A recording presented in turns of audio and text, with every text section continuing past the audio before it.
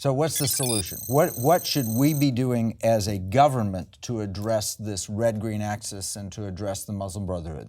Well, we'd need about 4 shows to go through this in detail, but let me just say, I think the first order of business is to recognize what we've got going on here, and that is we do have an internal security threat.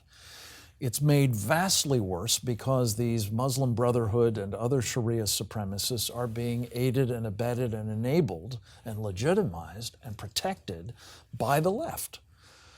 Crazy as that sounds, because they share at least an intermediate objective, which is destroying America. That has to be understood, and once you understand it, there are lots of things that you can do to resist it. You can root out, whether it's in the deep state or whether it's in mosques or whether it's in the various front groups that George Soros is financing, the people who are effectively waging war against our country. And by that I mean revolutionary activity that is ultimately becoming more and more violent, as I suspect you've noticed, and I'm sure your audience has as well. But it starts with awareness of the problem. Like James O'Keefe has brought out a lot of the deep state hatred of America. Trevor Loudon has been documenting the people in Congress who are tied in with the communists, with the social democrats, with the Muslim Brotherhood, in some cases more than one of those entities, and who are nonetheless, unbelievably, getting access to the most sensitive secrets in the land because they happen to serve on the House Intelligence Committee, as Andre Carson does, or the House Armed Services Committee, or the House Homeland Security Committee, or the House Foreign Affairs Committee.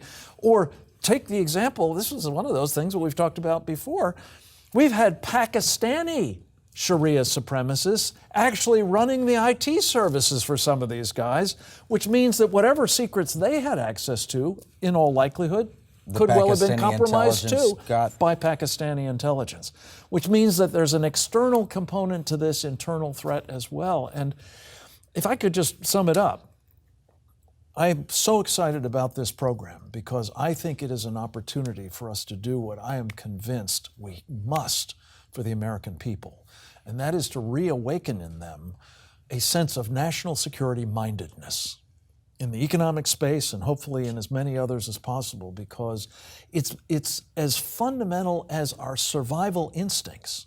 And if we don't actually exhibit this, our freedom of speech is just one of our constitutional liberties that's going to be gone, and we will be at the mercy of people who will deny us our national and physical and economic security in due course, inevitably. So, as individuals, what can one person do? What would you suggest? Look, one person can do a lot. It may not feel that way, but they can. Let me just give you an example.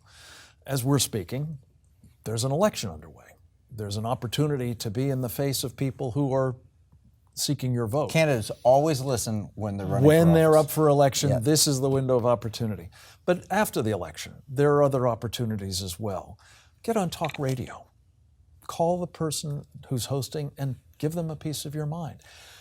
Talk to your elected representatives, talk to your editorial board of your local paper, talk to your city council, To talk do to that, your you have to sheriffs. be educated, though. You absolutely have to be because educated. you'll get chewed up and spit out if you're not. It's really important.